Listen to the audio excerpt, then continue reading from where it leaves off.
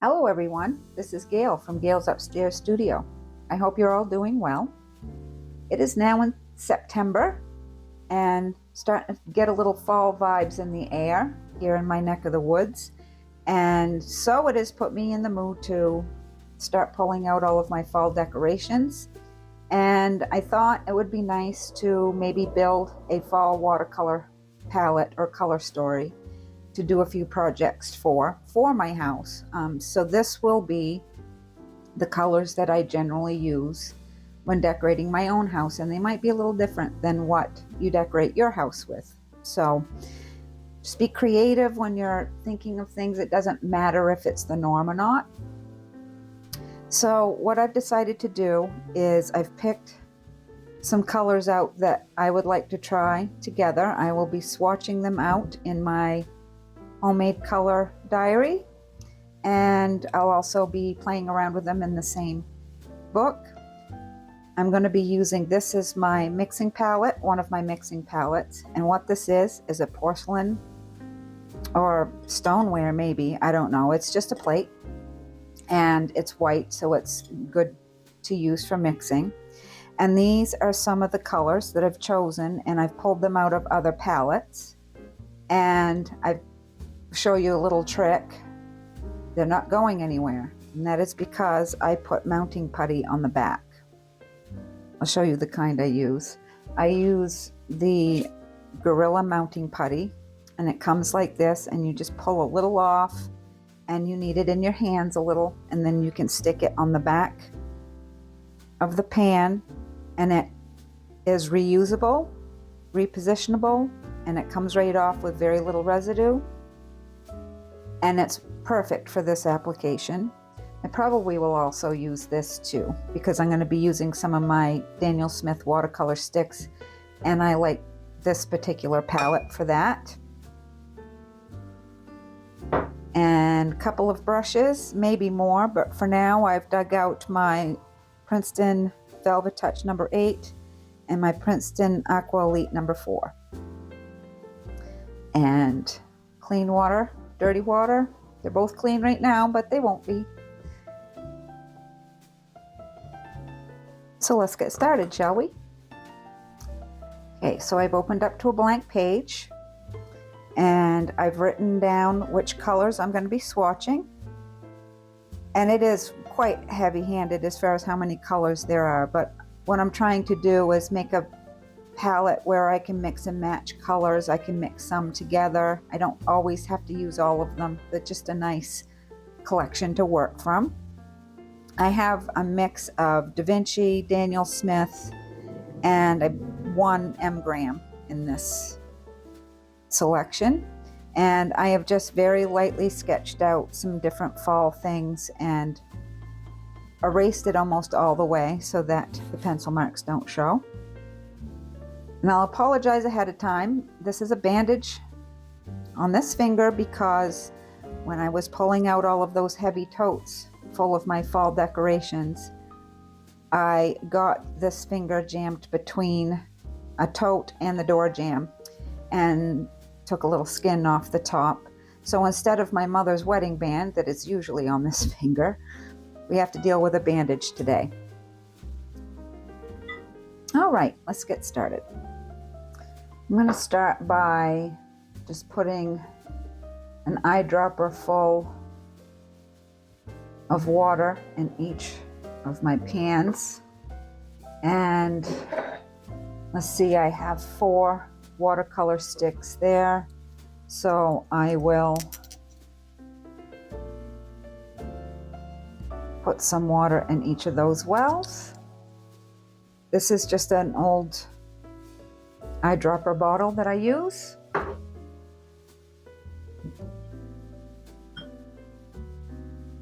And I'm going to activate my watercolor sticks. Very simply, they activate really well. I just rub them in the well with the water in it.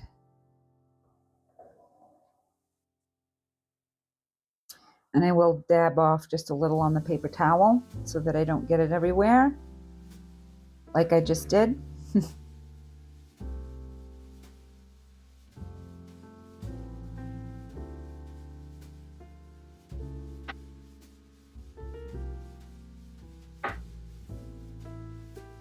Okay, I have all of my colors ready. I'm gonna have to have them out of frame, unfortunately, but to start with. And I have all of my colors written down here.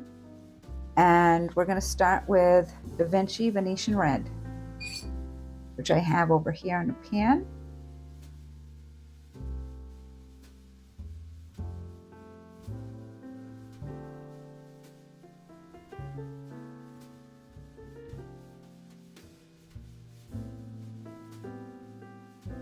And I'm going to switch to my bigger brush. I don't know why I thought I needed the small one for that.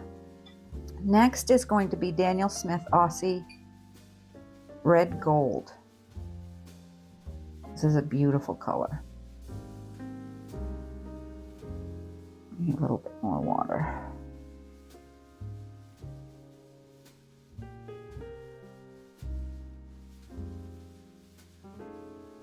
That just really says fall, doesn't it? Beautiful, warm, gold orange.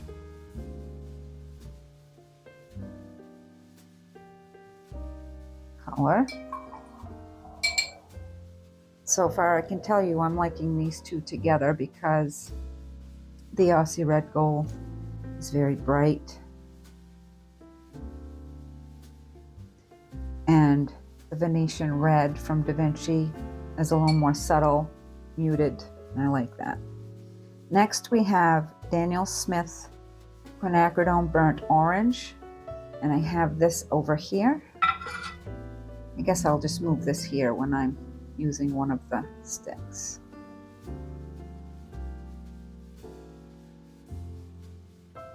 This is a very nice color too, but I'm not sure. This is one of the things I wasn't sure about, if this would be enough difference between this and the Aussie Red Gold. There is a difference. I'm just pulling some extra color right off the stick to make the top darker so I can really get a sense of the difference. And it is different. That's nice. They actually look very good together. Very nice.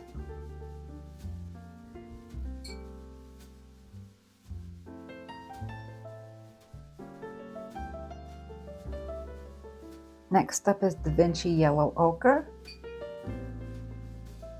Yellow ochre is something I have in every palette, but I really do like the Da Vinci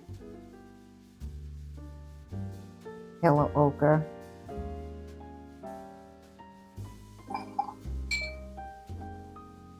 I don't know if you can tell by watching my videos, but I use Da Vinci a lot. It's kind of my go-to palette.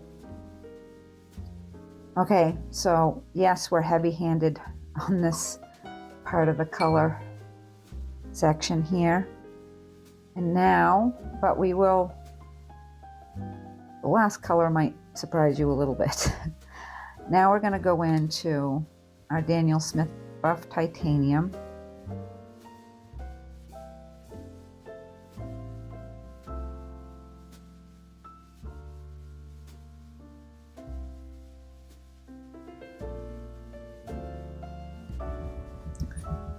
Okay, here's the color that might surprise you. I'm sure about the color, I'm not sure about the shade, so we'll see. This is Daniel Smith Lunar Blue. I love decorating with brown, orange, and blue. Now, I don't think this is reactivated very well in the pan, so we're just going to, there we go.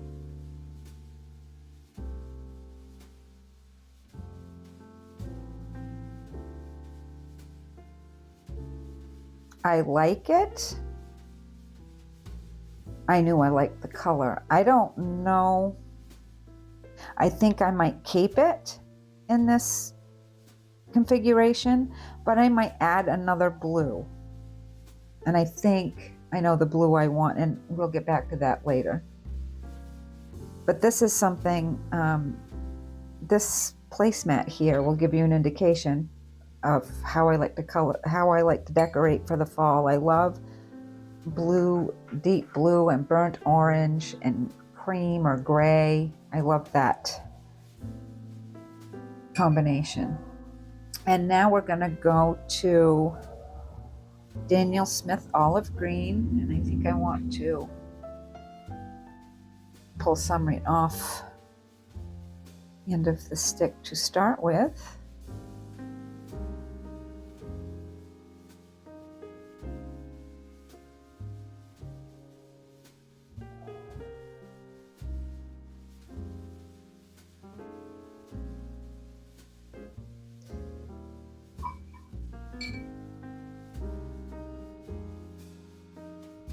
I never used to like olive green that much, but I really like it in using it in watercolor. And I don't know why I never cared for it, that shade of green in acrylic, but I do in watercolor. I think it's because the transparency brings a little bit more vibrancy out in it. Okay, and now I want to turn this a little bit, because now we have Daniel Smith Undersea Green, which I have here.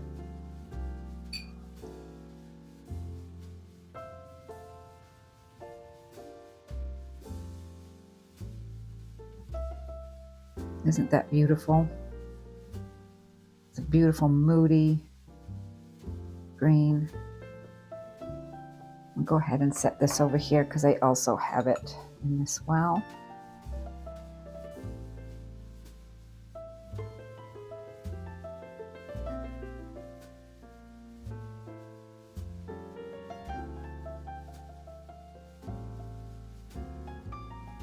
And this last one probably won't seem very exciting. However, it mixes well with other things in this palette, and that is M. Graham's Neutral Tint.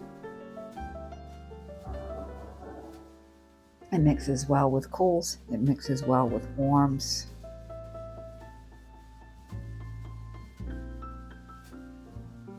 And I wanted to be able to have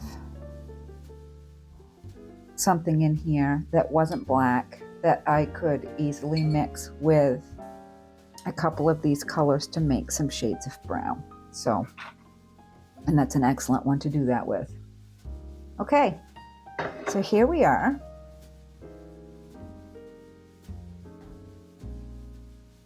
We have our colors. And like I said, this might not be everybody's cup of tea, but I like it. Okay, I have decided to switch out the Lunar Blue that I had sitting right here for Da Vinci's Indanthrene Blue. And I'll show you the difference. I, of course, don't have room right here, but we'll do a little tester. I think I'll squeeze a little bit in right here just to show you the difference. Let's see, right here. Yeah, I think I like that better. However, I think there's a place for both of those here because the Lunar Blue granulates beautifully. So I think I might leave that too. But for now, we're going to, I think if I wanted to, I could mix, let's see. I could mix the Indanthrene with a little bit of Neutral Tint and deepen it even more, but keep that really vibrant part of the blue in there also, if that makes any sense. It probably doesn't, but I will label this later what I've done. Yeah, see, I like that. This makes it almost an indigo. So yes, I believe we are on the right path here. Now we're just going to play around with coloring in some of these little things I've drawn out. And you know what? We'll start with that Indanthrene blue and neutral tint combination. And we'll do this grouping of leaves because, you know, why wouldn't you do blue leaves? As a matter of fact, this is a dish towel that I have in my kitchen, and there's blue leaves on there. So if I'm crazy, I'm not the only crazy one. We're just going to make our stem just to give us an indication here of where we want to go.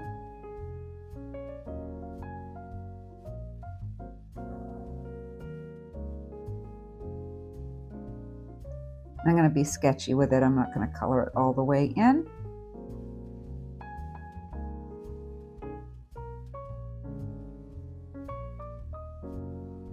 For now, anyway.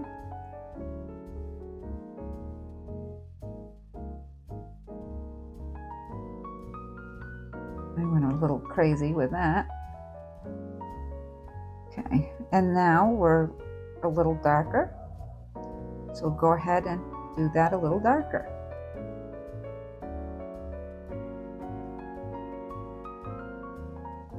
Go see what it's got in its lighter value for us. Let me get that quite light enough.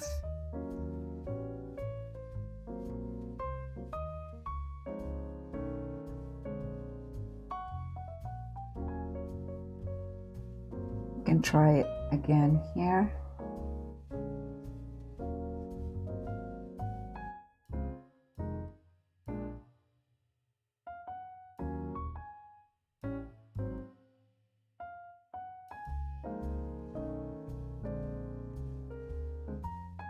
I like that.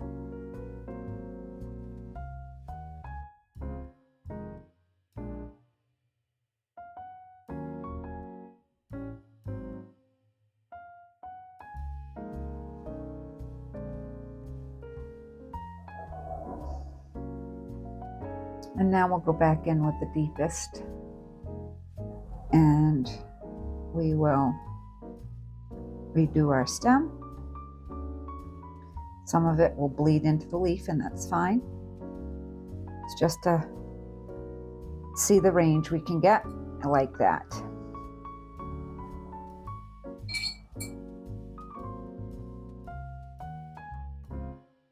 Now let's see.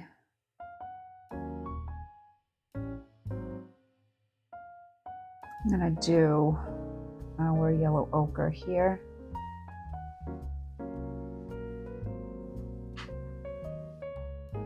I think I'm going to use my bigger brush actually.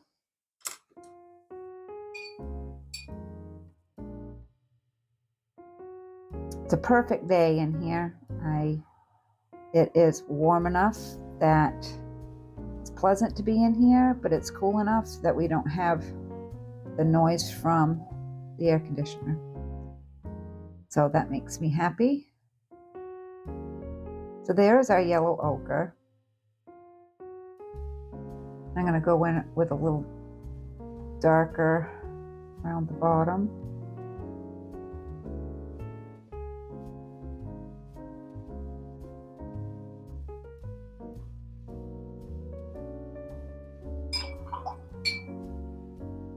The paper in this journal, in case you haven't seen it in other videos, is Fluid 100, and it's 100% cotton paper, and I like it.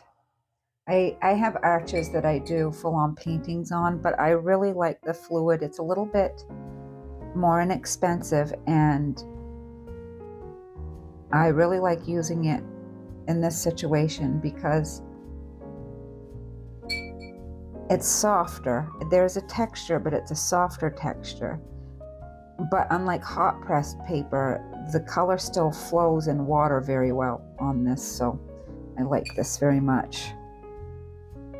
You know, just for grins and giggles, let's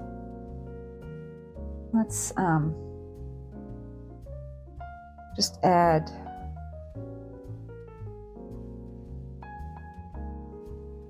a little Aussie Red Gold to that. Let that sit and see what happens.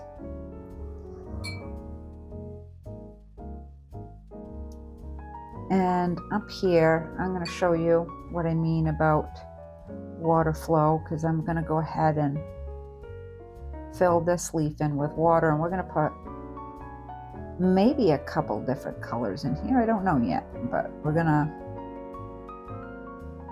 put some clean water in this leaf.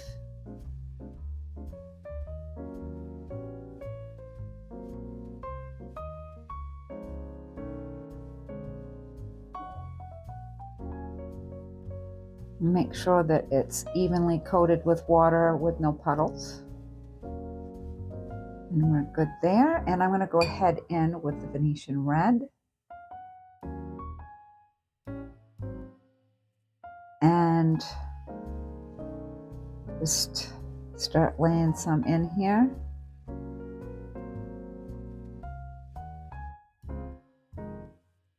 You can see that the water disperses the color nicely. It doesn't explode like what Core would do, but it just gives it a nice way to travel, and they kind of melt into one another. And it doesn't have it's hard to explain, but Arches has just their regular cold press. When you rub your hand across it, you can hear that texture. This still has texture, but it's just softer, and it tears very nicely too, so it's easy to make decal edges with it. But unlike hot press paper, the water will still move in water. The paint will still move in water a lot more. Now I'm just kind of seeing what blending these two together will do for us, and I'm really liking that.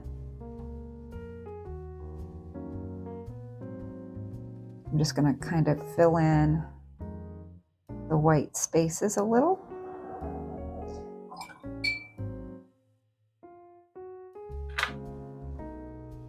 And I'll go back in with some veins here in a little while maybe, but for right now I'm just going to build the stem.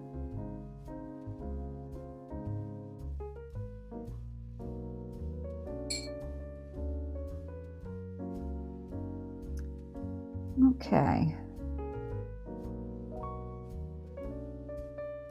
Now we'll do our pumpkin, I think. I'm going to go in with some more Aussie Red Gold mixed with a couple of things. And I'm just doing this kind of sketchy too. I'll do the outline.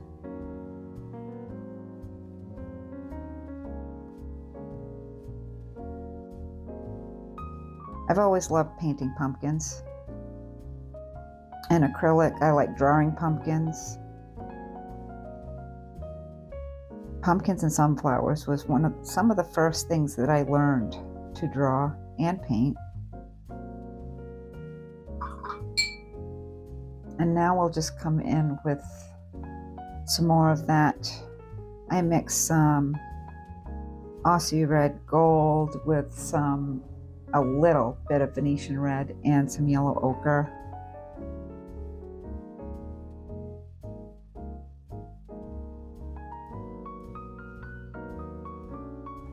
Just want to blend out those outlines a little bit, make them look more like the indentations of the pumpkin.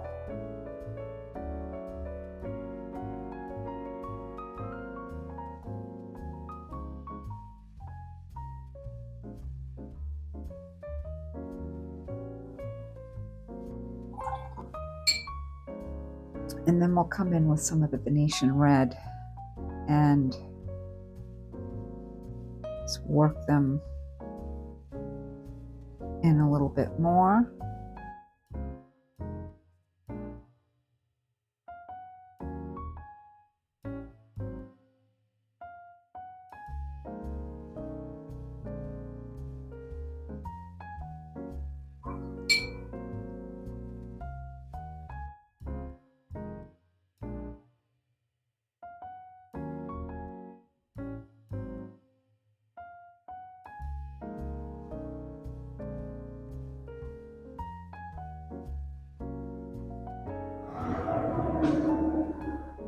Kind of get sloppy around the edges. I apologize for that. There we go.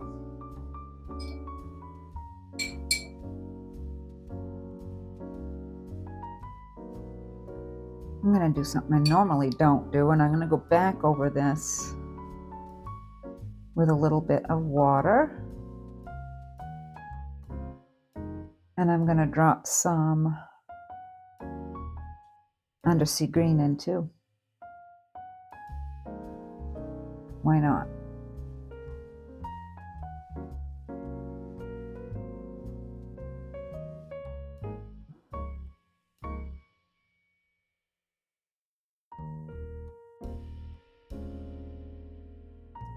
This looks a little splotchy, but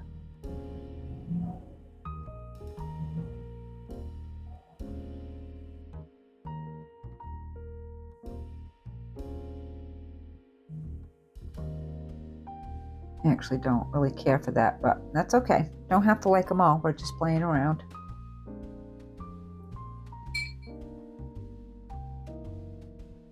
Now let's pick up some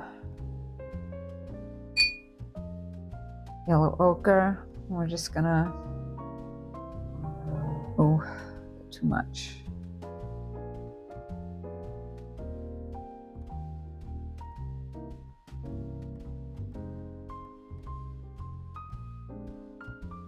Make a little yellow flower.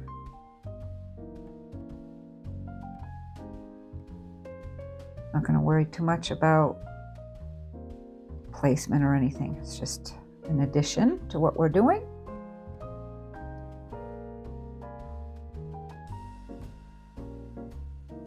I know, blue daisy. Well, I've seen blue daisies, but not quite this color blue. And this one's a quick little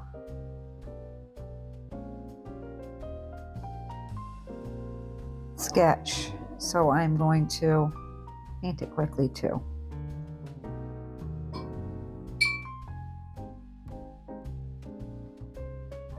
Just gonna add a little bit here.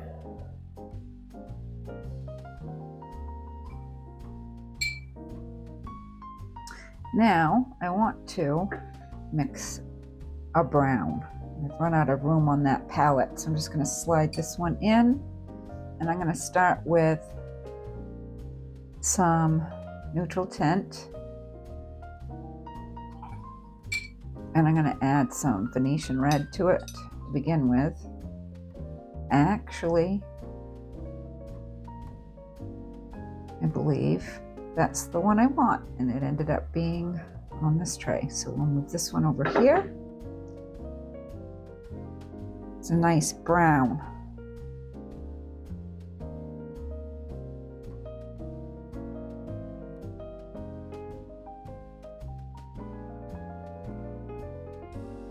Very nice brown. So that is neutral tint and Venetian red. I thought I was going to have to, I think I did put a little Aussie gold in it, but not a lot. I'm just going to put our center in here. And I'm going to introduce this one, which is Simple Acorn. And this brown will make the cap.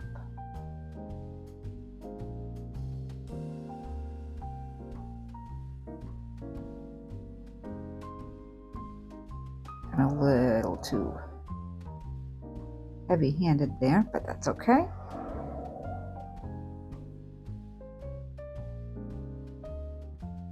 Now I'm going to go in and grab some of the olive because I haven't used that yet to speak of. But I think I'm going to take it right off stick right this minute. Olive green.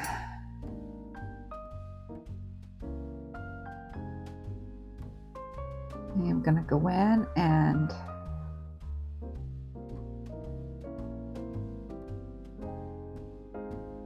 build these leaves. I just want to see what that green looks like next to the blue, and I like it.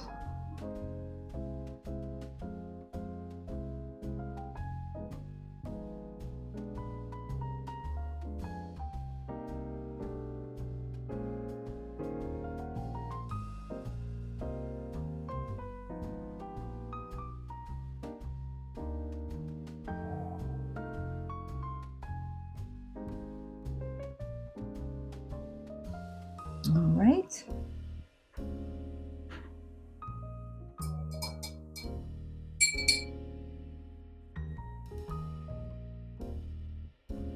We'll go back to the brown, and I don't know what I'm doing with this yet.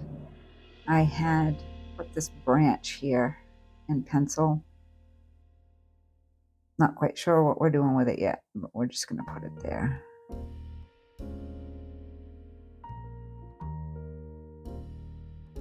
Liking what I'm seeing so far. I'm gonna go in with some Aussie Red Gold. I don't know if I like this for the center or not, but we're gonna do it anyway.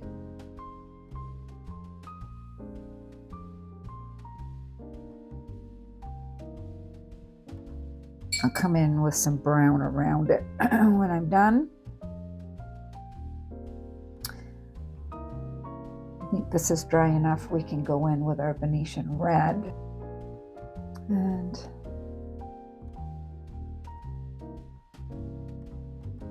roll in some. I got that a little thick, but it'll tell us what we want to know.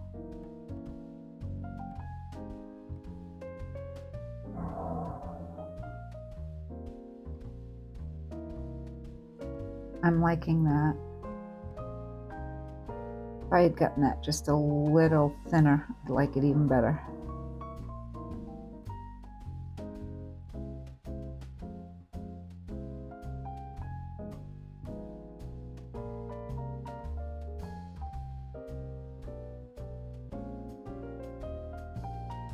Very nice. I'm gonna go back in here with that undersea green.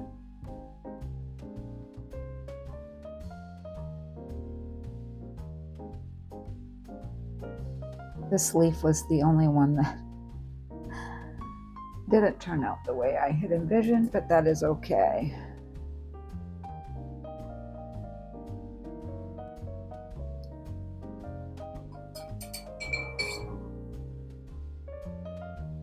I'm gonna use the undersea green to do some leaves for this branch. I think that's a good way to figure this out to see if it's good for this palette, because I only have it in this leaf, so let's just... I do love this color because it is just so moody.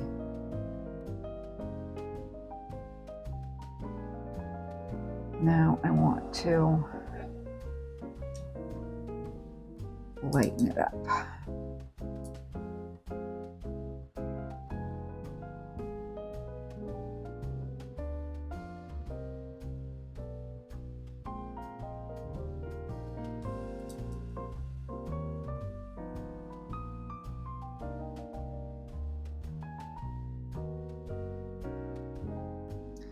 I like it very much.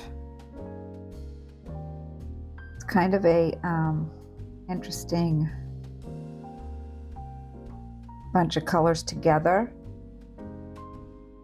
but certainly mixing and matching them together in different places, I believe, is the way I will use them.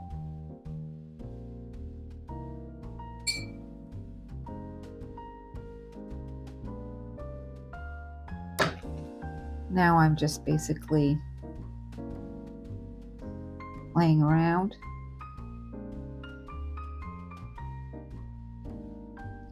I still have to go in and do the body of the acorns, which is where we're going to be introducing our buff titanium that we haven't used yet.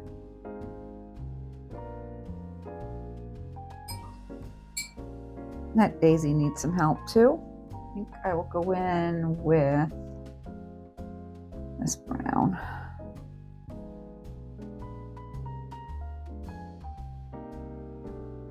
Like that, and then I'll go in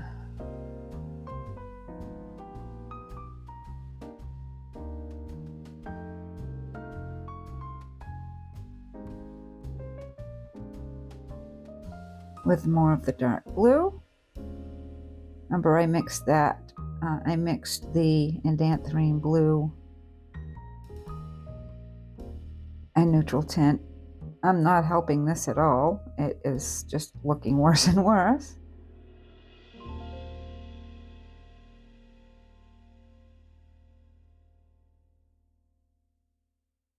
But I think it proves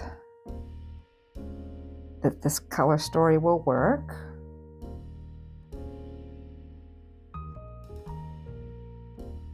The only thing I don't have in here is a gray.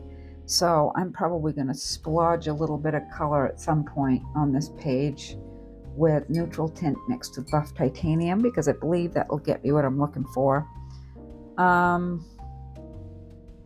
Now, let's bring over, matter of fact, I might do that right here.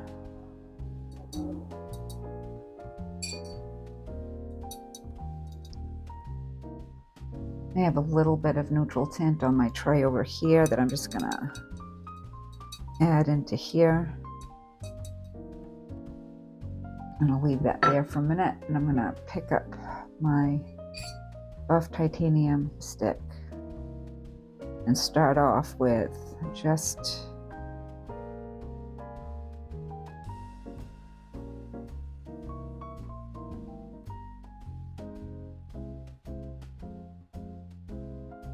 going right in here and filling this acorn body up.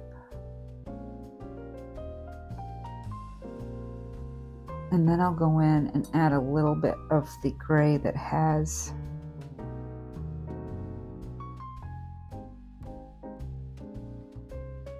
a little bit of the buff titanium that has the neutral tint in it.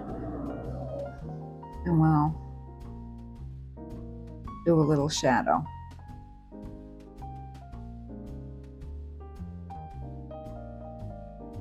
And then I'll go in with straight neutral tint. Do the bottom. I think I'll also darken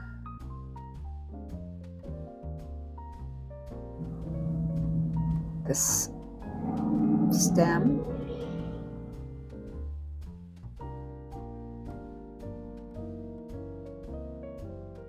And also the bottom of the cap.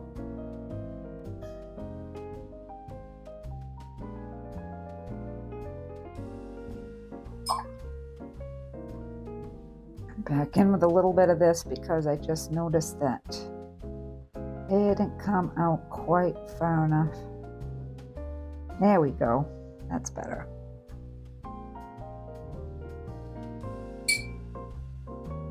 So let's see.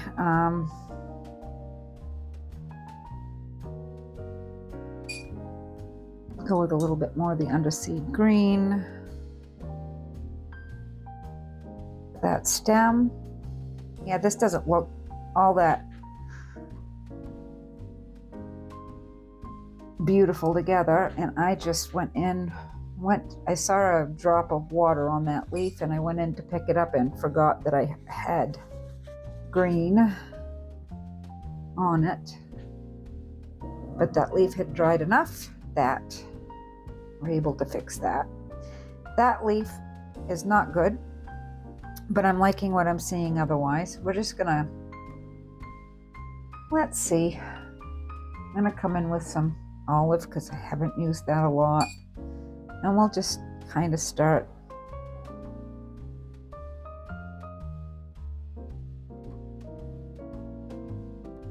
bringing in some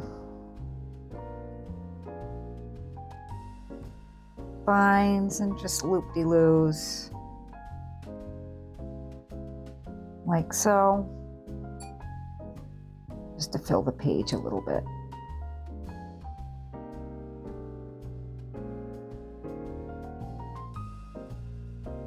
This is something that you can do anytime that you have a composition or whatever that isn't quite what you were looking for.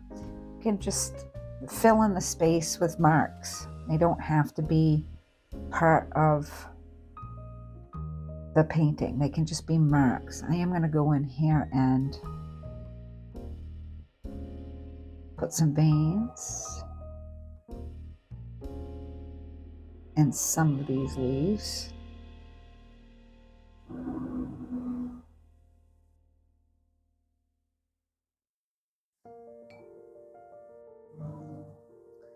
I just want to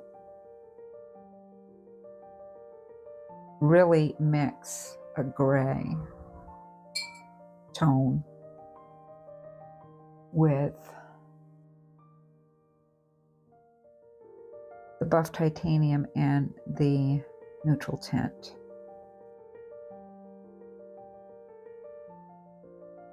And we're just gonna, I guess we'll put it under the pumpkin.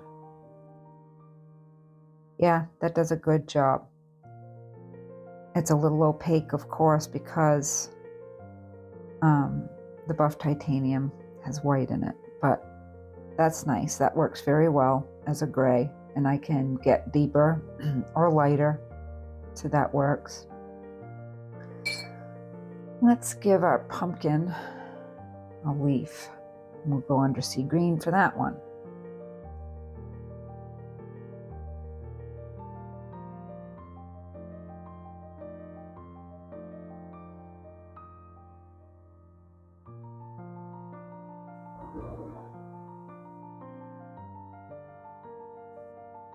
I like that.